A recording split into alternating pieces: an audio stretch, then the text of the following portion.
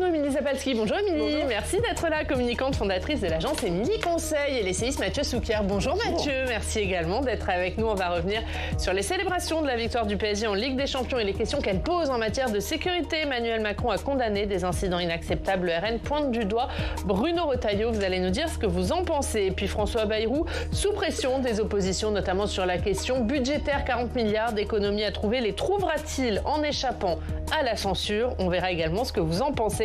Et Alex, les temps sont durs pour les écologistes. Oui, plusieurs revers politiques ces derniers jours pour les écologistes sur plusieurs sujets. L'agriculture, les véhicules polluants ou encore la construction de l'autoroute A69. On en parle dans quelques instants. D'abord, on regarde l'actualité dans nos régions.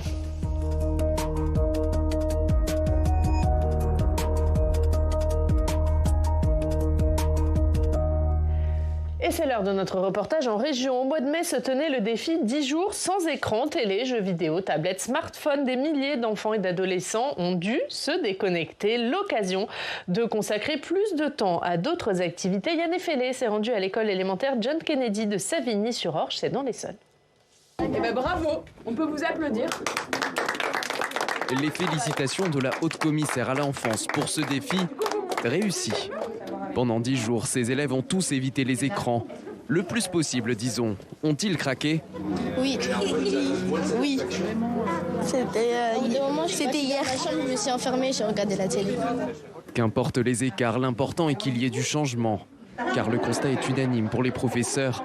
Les écrans nuisent aux enfants. On a remarqué qu'il y avait beaucoup de troubles de l'apprentissage, des problèmes de concentration à l'école, manque de vocabulaire, des enfants qui vont être un peu plus énervés, qui manquent de sommeil. Et cette dégradation s'est accentuée ces dernières années. Ils sont moins amenés à aller au sport, à la bibliothèque. Ils sont un peu plus passifs devant un écran. Donc, ce qui fait que malheureusement, ça ne les stimule pas et que ça se retrouve après dans tout le travail qu'ils fournissent. Mais comment lutter contre les écrans quand ils sont majoritairement consommés à la maison?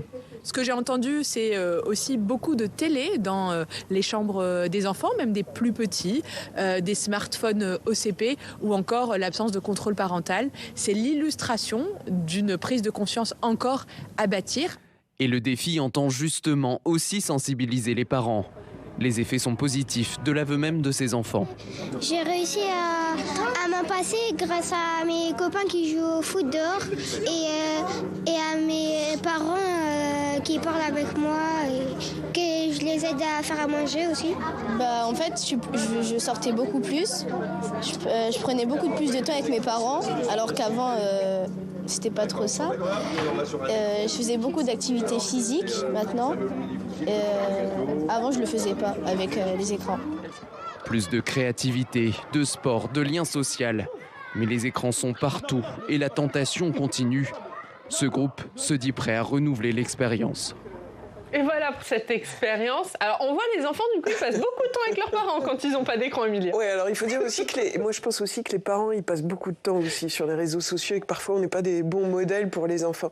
Non, je trouve ça intéressant parce que c'est vrai qu'on sait qu'ils ont une addiction complète, que ça abrutit un peu. Enfin, ça crée une autre façon de se concentrer très très courte et que c'est bien de faire autre chose. Après, moi je considère quand même que les réseaux sociaux, enfin, moi à mon époque, on disait la télé, vous allez devenir tous débiles parce que vous regardez la télévision. Et finalement, on n'est pas devenu trop débile, j'ai l'impression, mais il y a des facilités. Enfin, moi, je vois des enfants qui ont à peine 12 ans qui savent faire du montage vidéo parce qu'ils sont sur TikTok ou sur d'autres réseaux sociaux. Donc, je trouve que c'est intéressant. Maintenant, il faut mettre un petit peu un cadre. Je ne crois pas trop à l'idée d'interdire en dessous de 15 ans parce qu'il y a 10 000 façons de contourner ça, mais plutôt de donner un cadre, que ça soit par l'éducation, peut-être par l'école, ce genre d'événement, mais voilà, de leur apprendre à maîtriser ça parce que ça a du bon et évidemment, ça a du mauvais sur la concentration et l'absorption intellectuelle, on va dire. Mathieu. Alors sur ce sujet, je renvoie à un excellent rapport qui avait été remis au président de la République il y a exactement un an, mais qui était passé totalement inaperçu parce qu'il y avait eu cette belle idée de dissolution.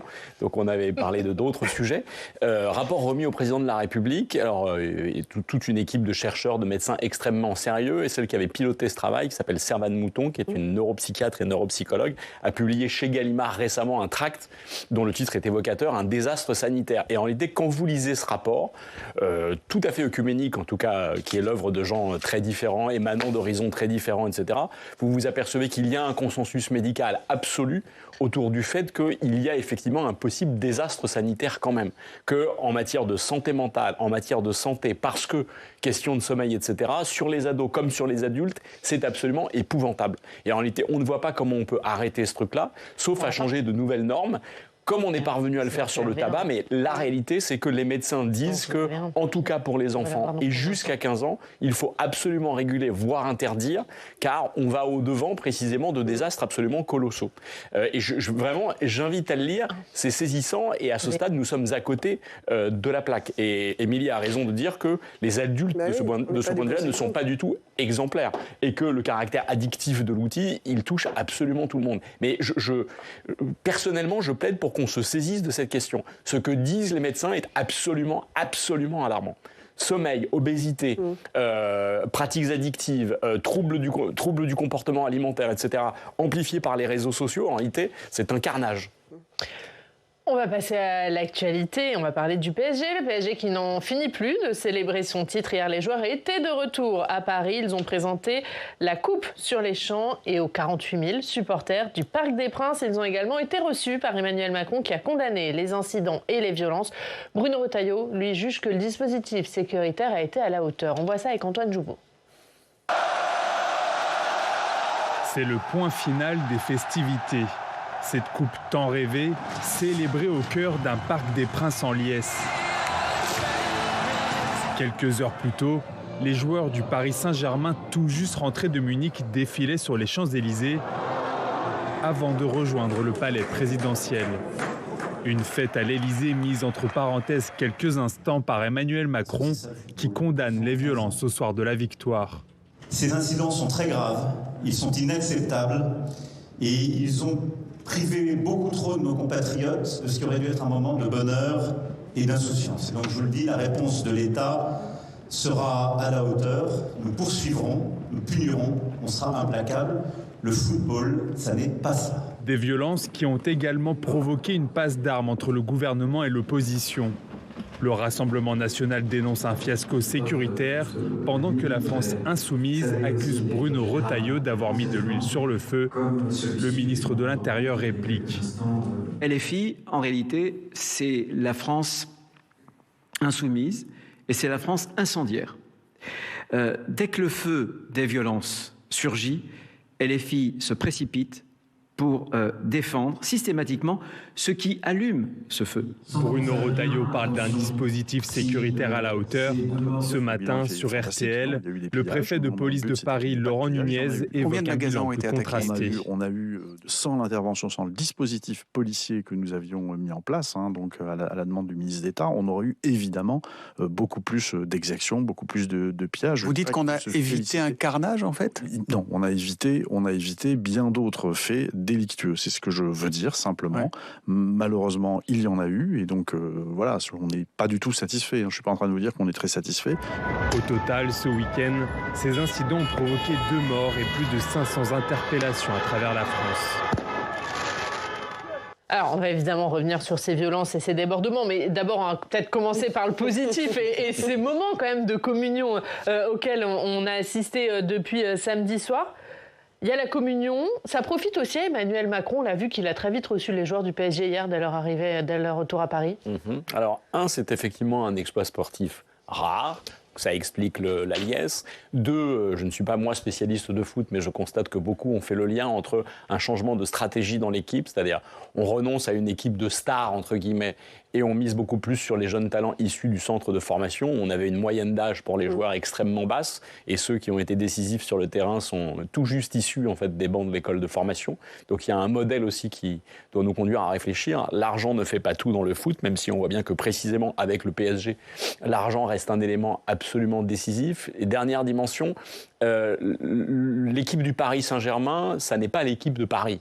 c'est précisément en fait l'équipe d'un territoire beaucoup plus vaste. Alors évidemment que la France regarde l'équipe de sa région capitale avec beaucoup d'intérêt, mais au-delà de ça, la région Île-de-France est la région des plus grandes disparités sociales. Paris y compris est la ville qui fait cohabiter la plus grande richesse et la plus grande pauvreté. Et on sait que le département de Seine-Saint-Denis est un des plus pauvres de France, que certaines communes de Seine-Saint-Denis sont parmi les plus pauvres de France. Et en réalité, on a bien vu quand même que le Paris Saint-Germain, c'était une équipe qui était une bannière pour des populations très différentes qui habitent la même région et qui pourtant connaissent des réalités sociales tout à fait disparates. Donc ça aussi, ça mérite sans doute d'être souligné. Et puis juste sur la question que vous me posiez, bon, on prolongera peut-être un peu. Moi, je suis étonné en réalité que les joueurs aient été reçus à l'Élysée. Il s'agit en fait du Paris Saint-Germain et donc l'endroit où ils auraient dû être reçus, c'est à l'hôtel de ville de Paris par la maire de Paris. Or, on sait que pour des questions de bisbilles entre Anne Hidalgo et l'équipe dirigeante du club, ça n'a pas été possible. Et donc du coup, je vous avoue que j'étais un peu surpris en fait qu'Emmanuel Macron attrape précisément le ballon, saute sur l'occasion pour recevoir, voilà. Ça vous a surpris, Émilie? Parce que le président de la République, Emmanuel Macron, il joue là-dessus, il joue sur cette ferveur nationale. Il a très peu d'endroits où il peut jouer justement sa place et de manière positive, hein, on le sait. Ça marche plutôt pas mal au niveau européen et toute cette séquence a été plutôt bien vécue. Je crois que sa cote de popularité a augmenté. Dès qu'il voit un événement un petit peu porteur, il le saisit, donc ça m'a pas trop étonné, même si lui est plutôt Marseille, hein, je crois. Il l'a dit hier dans son discours. Il l'a dit, exactement. Bon, ça aurait été difficile de le cacher. Donc, non, mais c'est bon. Après, on peut comprendre hein, qu'on ait envie de surfer, même si c'est en effet le Paris Saint-Germain. Mais sur ce genre d'événement, c'était quand même assez sympathique de voir ça avec une victoire quand même assez forte et des jeunes, hein, le petit Désiré surdoué comme on le nomme. Mais je pense que ça fait du bien ce genre d'événement parce que c'est vrai qu'on n'en a pas beaucoup. On est quand même un peu le nez dans des choses compliquées, difficiles. Il y a le budget, il y a des choses et malheureusement ça a été gâché par quand même des événements dramatiques. Donc voilà, mais j'ai pas l'impression que ça puisse s'étaler pendant très très longtemps sur sa cote de popularité. Et voilà, pour l'instant, Emmanuel Macron, il est quand même en grande difficulté. On dirait qu'il est un petit peu à côté de tout ce qui se passe. Donc voilà, il saisit ce genre d'événement, mais ça ne va pas durer très longtemps. Ouais, Émilie disait, hein, c'est cette joie qui a été ternie par des violences, par des débordements. Il y a eu 2 morts, plus de 500 interpellations. Bruno Retailleau, il a jugé le dispositif sécuritaire à la hauteur. Il a été fustigé par le Rassemblement national, par la France insoumise. Il jouait gros durant ces 48 heures? Non, je ne sais pas. Alors, c'est tout à fait dramatique. C'est assez énorme, effectivement. Les exactions, le nombre d'interpellations, plusieurs centaines. Alors, c'est essentiellement quand même en région Île-de-France. Donc, c'est vrai que c'est pas inédit, mais c'est quand même d'une ampleur très massive. Bon, ce que je disais tout à l'heure, en réalité, quand même, le PSG est l'équipe d'une région faite de très grandes disparités sociales. Et là, on voit bien que prétexte a été pris pour castagner.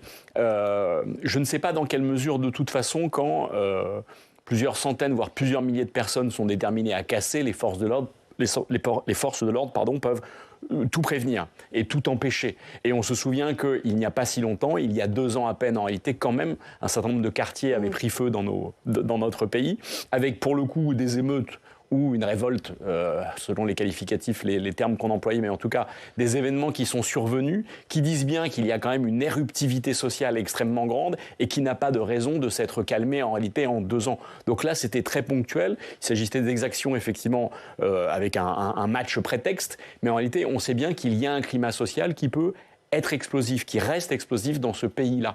Et comme Bruno Retailleau l'a dit lui-même, d'ailleurs, une réponse sécuritaire ne peut pas suffire de toute façon dans ce type de situation. Ouais, et Bruno Retailleau, et Émilie, vous qui êtes spécialiste de la communication, qui a employé un mot qui fait débat, le mot barbare. En fait, moi, je vois un contraste entre la communication de Bruno Retailleau, déjà avant, et même là, avec cette utilisation de ce mot, et la réalité. C'est-à-dire, quand même, on a une communication de plus en plus forte, une surenchère sur les mots de plus en plus forts de ce côté-là, et finalement, des résultats qui ne sont pas à la hauteur. Je suis d'accord qu'on ne peut pas tout prévenir en termes de sécurité, mais on savait qu'il y avait des risques énormes. Il y a eu tout un ensemble de policiers. Mais moi, franchement, j'ai été très choquée par ces images, que ça soit sur le périphérique, cette annonce de mort. C'était quand même une ampleur. Et on a, face à ça, donc des politiques, que ce soit Emmanuel Macron qui disent on va punir, ok, mais c'est fait. C'est des barbares, ok, mais alors voilà, on est quand même... c'est là où je pense qu'on voit les ficelles de Bruno Retailleau, c'est-à-dire que c'est beaucoup de communication qui lui a réussi, et ça l'a amené jusqu'à la présidence des LR, mais il y a quand quand même des faiblesses sur les actes, les résultats. Pour le RN, c'est normal qu'il le pointe du doigt parce qu'il y a un gros risque, parce que justement cette communication, elle est réussie de la part de Retailleau, qui peut manger un petit peu d'électorat RN par son positionnement. Donc forcément, ils essaient. Mais moi, franchement, j'ai été assez choquée et je trouve que là, les uns les autres, en disant c'est suffisant, même Nunez en disant ça aurait pu quasiment être un carnage, c'est pas suffisant comme réponse et on a beau utiliser tous les mots qu'on veut en surplus, ça changera pas la donne et je pense qu'on a un sérieux problème et probablement qu'il y a quelque chose de l'ordre d'un mouvement social latent qui est là depuis très longtemps. Si on s'en occupe pas, on va multiplier ce genre d'événements. C'est quand même assez triste de voir un moment de joie contré par ce genre de choses, quoi. Ouais, et le gouvernement qui est attendu sur le terrain de la fermeté, on va écouter ce matin Valérie Pécresse, la présidente de la région Île-de-France, elle était l'invitée de TF1. Je pense qu'il y a une politique pénale à revoir. Il faut oser les courtes peines de prison et les courtes peines de prison à exécution immédiate. Il faut changer notre stratégie. Aujourd'hui, on aménage les peines jusqu'à 1 an de prison ferme. Et donc, des auteurs de violence, de saccage, ne peuvent pas être condamnés à une peine aménagée en bracelet électronique. La peine PlayStation à la maison, ça n'est pas possible. Ça n'existe pas. Enfin, c'est là aussi, pour le coup, quand même, c'est de la com. On le sait, les documents qui émanent du ministère de la Justice permettent d'établir que nous n'avons jamais condamné autant qu'aujourd'hui, c'est-à-dire autant de personnes à des peines aussi sévères qu'aujourd'hui. Donc on ne peut pas dire qu'il y a du laxisme, et personne par ailleurs ne prône le laxisme. C'est pas tellement le sujet. En revanche, je rembobine encore une fois le film de ce qui s'est passé il y a 2 étés. Nous avions quand même des quartiers qui, dans toute la France, ont flambé, qui ont opposé plusieurs dizaines de milliers d'émeutiers. On parlait de 40 à 50 000 jeunes, personnes en tout cas, 40 à 50 000 personnes, face auxquelles on a dû déployer 40 à 50 000 flics. Et donc là, pour le coup, alors je n'agite pas du tout le spectre de la guerre civile, mais on l'a vu pendant quelques jours, ça n'a duré que quelques jours, on l'a vu, et précisément, rien n'a changé depuis. Parce que pour le coup, pour que quelque chose change, il faudrait que des politiques publiques extrêmement ambitieuses soient déployées. Elles ne l'ont pas été, et elles ne le seront sûrement pas, a fortiori dans un contexte d'austérité budgétaire. Pourtant, le problème est là, et il reste entier. Et Valérie Pécresse qui rejoint ce que dit Bruno Retailleau. Est-ce que Bruno Retailleau, il se piège un peu tout seul en matière de communication en employant des mots aussi forts? On attend forcément des résultats à la hauteur. Oui, c'est ça, c'est qu'il y a un décalage, il y a un véritable contraste entre les résultats et la communication. Je pense que ça ne va pas l'arrêter parce que, mine de rien, ça marche, ça fonctionne, ça lui fait marquer des points. Donc il va continuer, à mon avis, sur cette ligne, même si ça reste vraiment de l'ordre de la communication. Sur les prisons, je crois qu'il y a un rapport récent qui dit que les prisons sont complètement full. Donc moi, je pense qu'on a quand même un problème d'autorité. En fait, c'est terrible parce que les mots utilisés par Bruno Retailleau sont de plus en plus forts, alors qu'il faudrait en effet un peu plus de nuances et pouvoir agir sur les politiques publiques, agir sur la justice aussi, qui est souvent beaucoup plus lente parce qu'elle a peu de moyens pour agir tout de suite. Donc il y a un problème d'autorité, je pense, parce qu'il y a l'impression qu'on peut faire un peu tout ce qu'on veut et que globalement on ne sera pas tellement puni. Ça oui, c'est pas forcément de sécuritaire, mais de marquer l'autorité de l'État. Et là-dessus, on n'arrive pas, et c'est vrai que ça fait un certain temps que ça lâche, et il y a probablement quelque chose à faire, mais c'est pas le tout sécuritaire, c'est quelque chose de plus fin. On va parler de François Bayrou, de nouveau sous pression des oppositions. Le Rassemblement national le menace de censure s'il augmente les impôts, une motion de censure qu'a d'ores et déjà déposé les Insoumis. On regarde ça avec Fabien Recker. Il dénonce un 49-3 parlementaire. Députés insoumis et écologistes ont déposé vendredi une motion de censure contre le gouvernement, coupable selon eux d'avoir muselé le débat sur la loi agricole qui s'apprête à réintroduire un pesticide néonicotinoïde. François Bayrou va devoir affronter la censure pour la 7e fois depuis son arrivée à Matignon. Nous sommes évidemment une opposition conséquente. Vous voulez renverser le gouvernement, c'est ça votre stratégie? Mais bien sûr, mais pas parce que j'aurais un problème personnel avec un tel ou un tel, mais précisément parce que la politique qui est mise en place par ce gouvernement, elle produit aujourd'hui de la misère sociale. Elle est, moi je vous le dis, quand on a fait la liste tout à l'heure des régressions écologiques, le macronisme est devenu un obscurantisme. Privée du soutien des socialistes et des communistes, la motion n'a que peu de chances d'être adoptée. Mais les velléités de censure existent aussi à l'extrême droite, qui met en garde le gouvernement, alors que François Bayrou vient d'annoncer de nouveaux efforts aux Français.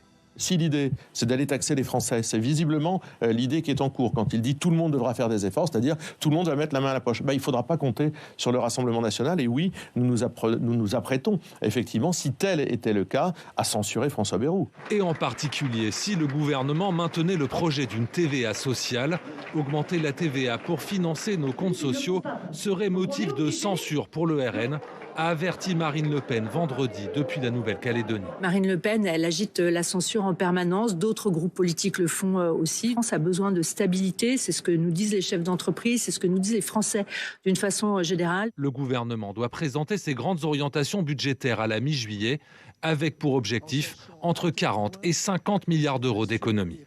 L'équation est compliquée à résoudre pour François Bayrou. Comment il trouve 40 milliards avec les menaces de censure qui pèsent sur lui? On l'a encore entendu ces dernières heures. Équation insoluble. Elle l'était quand François Bayrou est arrivé aux affaires. 40 à 50 milliards d'économies, c'est tout à fait impossible. Cela fait 50 ans qu'on est infoutu d'adopter un budget en équilibre. Il n'y a aucune raison qu'on soit capable de le faire, alors même que la situation politique, précisément, ne le permet pas. Et en quelques mois, par ailleurs, la cote de confiance de François Bayrou elle-même a chuté. On sait qu'il a bénéficié des renforts socialistes ponctuellement parce que personne n'avait intérêt à ce qu'il chute immédiatement. Mais je ne suis pas sûr que la réalité de demain soit exactement la même. Et chaque jour qui passe, précisément, rend sa tâche d'autant plus difficile. Parce que son socle majoritaire, le socle de la majorité présidentielle devenue minorité présidentielle, s'effrite de plus en plus à mesure qu'on se rapproche évidemment des élections présidentielles. Donc je ne vois pas du tout dans quelle mesure François Bayrou dispose des leviers politiques lui permettant de faire les 40 ou 50 milliards d'économies attendues. C'est une blague. Et François Bayrou, il reste très flou. On ne comprend pas très bien où il veut faire ces 40 milliards d'économies. C'est une communication volontairement entretenue, au moins jusqu'à la mi-juillet, pour éviter de donner justement du grain à moudre aux oppositions. Oui, en tout cas, c'est une stratégie qui met en place. C'est entre l'immobilisme et le flou. Et globalement, on peut dire que ça marche puisqu'il est toujours là. Donc c'est reporter toujours les sujets qui fâchent à plus loin. Là, on parle de TVA sociale, donc il demande aux syndicats probablement de s'emparer du sujet. Hop, il le met de côté quelque part, il lance l'idée, mais il met de côté, comme il l'a fait pour les retraites. Donc il y a ce côté-là. Il y a aussi l'envie de contourner le Parlement avec cette idée de référendum qui a fait flop quand même sur le budget. Mais on sent qu'il diffuse les choses pour qu'elles disparaissent presque et essayer de rester le plus longtemps possible. Maintenant, il y a un moment où le couperet il va tomber et on sent que ça commence à se rapprocher parce que juillet, c'est bientôt là. Il va falloir qu'il donne des signaux. Moi, ce qui m'inquiète plus, c'est ce qu'on entend un petit peu. Il y a la TVA sociale, mais il y a aussi qui est quand même assez inégalitaire. Il y a aussi... et qui avait coûté cher à Nicolas Sarkozy à l'époque. Complètement, voilà. Il y a aussi le financement du modèle social. On entend bien Emmanuel Macron qui est aussi sur cette ligne-là de revoir que ça ne repose pas trop sur le travail, mais plutôt sur la consommation, enfin sur nous, globalement. Et je trouve que ça, c'est des signaux plus inquiétants parce que c'est des fondamentaux, finalement, de notre choix de philosophie sociale ou quoi. Et donc, il faut faire attention que ça soit pas comme ça, d'un coup, coupé pour récupérer notre dette qui file énormément, quoi. Donc, en fait, ce qui est terrible, c'est que, malheureusement, François Bayrou, il y est pour rien. C'est qu'on a une assemblée qui permet pas de prendre des décisions assez importantes. Et en l'occurrence, on a l'impression qu'il faudrait qu'il y ait des femmes politiques qui aient le courage de prendre des décisions. On doit faire des coupes, on doit faire des choix, et on a beaucoup de mal à le faire à cause du contexte politique et parce que personne n'est prêt véritablement, même si Emmanuel Macron n'a plus que 2 ans à faire, à se lancer dans quelque chose d'un petit peu plus conséquent. Alors, François Bayrou n'y est pas totalement pour rien quand même, parce que si un double procès a fini par s'instruire à son endroit, c'est-à-dire un procès en immobilisme et un procès un peu en amateurisme quand même, de plus en plus, des doutes se sont exprimés, y compris au sein du camp présidentiel, sur le fait que le pilotage depuis Matignon, le pilotage de nos politiques publiques à Matignon laissait à désirer.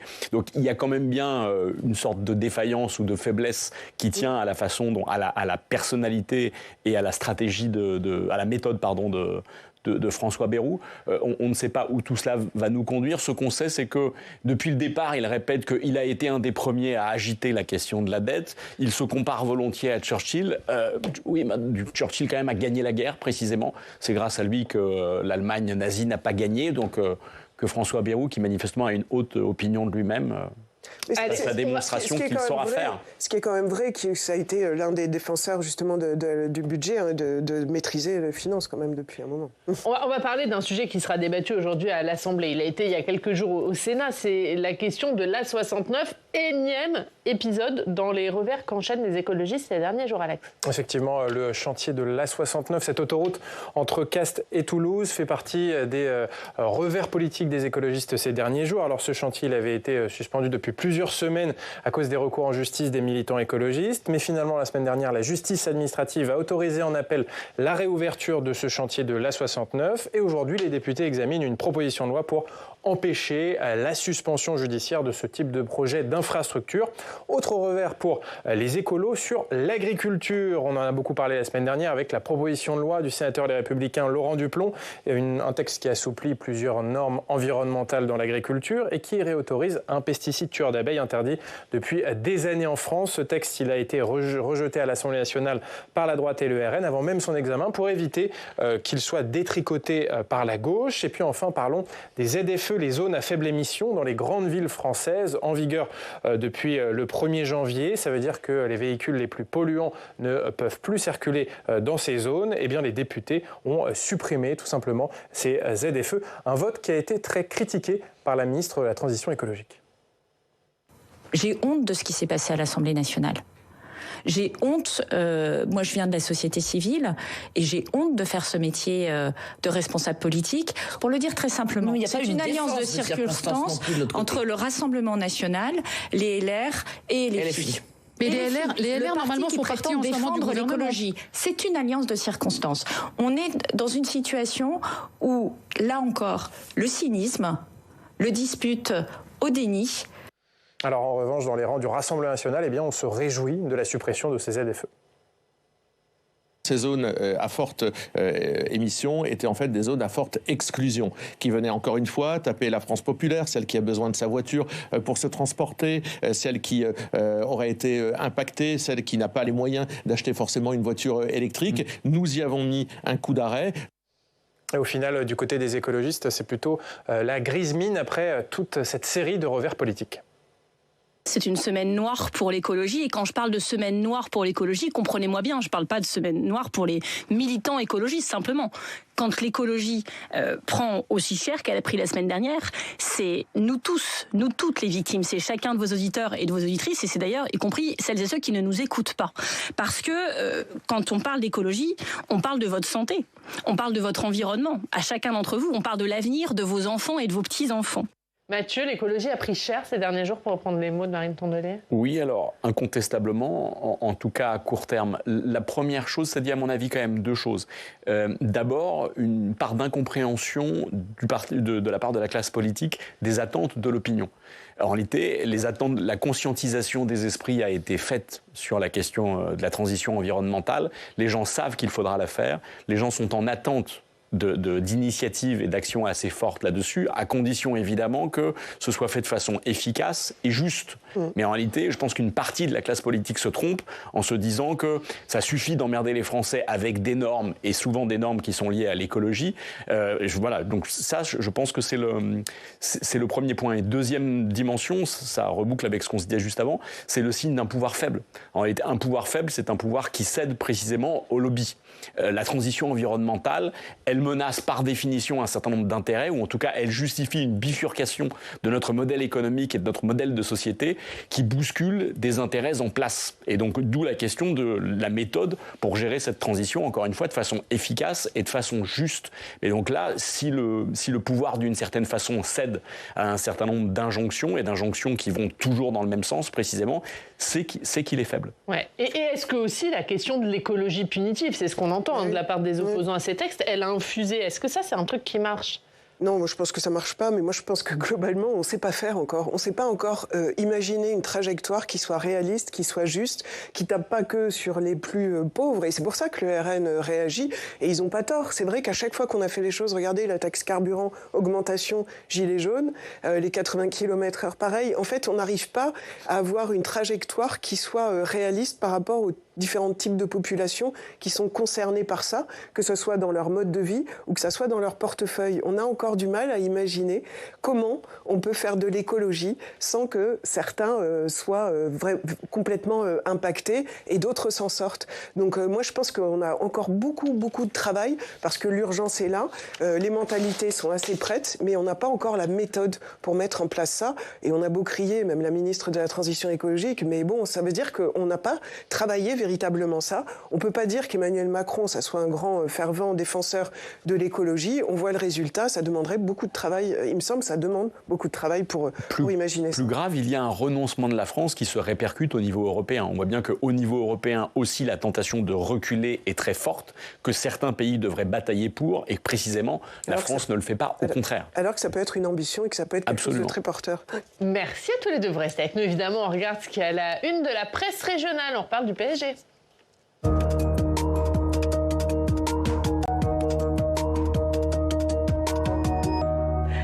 Et Alex, la presse régionale qui se concentre sur les célébrations du Paris Saint-Germain après leur victoire en Ligue des Champions. Ah oui, désolé Oriane, c'est une revue de presse spéciale Paris Saint-Germain. Ce lundi, un accueil triomphal, titre l'Est républicain, le triomphe des héros à la une du journal Le Télégramme. Les héros fêtés à la une de la Voix du Nord, puisque les joueurs du PSG ont été accueillis hier par plus de 100 000 supporters venus fêter leur titre de champion d'Europe. Une célébration qui a commencé par un défilé sur les Champs-Élysées. Les joueurs du PSG ont ensuite été reçus par Emmanuel Macron à l'Élysée. Le président les a félicités. Je le cite, vous n'avez pas fait vibrer seulement les Parisiens, mais tout un pays, leur a-t-il dit, en précisant aussi qu'il était attaché au club rival, l'Olympique de Marseille. Et puis ensuite, les Parisiens sont allés ramener la coupe la Ligue des Champions au Parc des Princes devant 48 000 supporters. La coupe des clubs champions, c'était pour l'OM en 93. Voilà, c'est pour ça. Mais il y a eu également des incidents durant ces festivités. Ah oui, la victoire assombrie par la violence, titre le journal Le Progrès de Lyon, entre fête et drame à la une de Presse Océan. Le journal Ouest France qui titre aussi sur les violences de la nuit de samedi à dimanche, des violences inacceptables. D'ailleurs, a réagi Emmanuel Macron lors de la réception des joueurs du PSG. Au total, 2 personnes sont décédées. Un jeune homme d'une vingtaine d'années a été percuté par un scooter à Paris avant de succomber à ses blessures. Un mineur de 17 ans à Dax a été tué de plusieurs coups de couteau, même si on ne sait pas encore à ce stade si ce drame est lié aux festivités. Au total, plus de 500 interpellations ont été effectuées par les forces de l'ordre. Le Dauphiné libéré qui parle même de la fête du cauchemar à Grenoble, où une famille de 4 personnes a été fauchée samedi soir par une voiture qui a réalisé un rodéo urbain. Le chauffard était un jeune conducteur détenteur d'un permis probatoire. Le journal de Saône-et-Loire titre également sur ce mélange entre joie intense et colère, puisque à Chalon-sur-Saône aussi, les festivités autour de la victoire du PSG ont dégénéré. Merci beaucoup, merci Alex, merci Émilie Zapalski, merci Mathieu Souquier d'avoir été avec nous. Merci à tous de nous avoir suivis. On se retrouve demain et puis dernière semaine sur le canal 13, préparez-vous, à partir de vendredi, on passera sur le canal 8 de la TNT, toujours aux mêmes horaires. À demain, très bonne journée.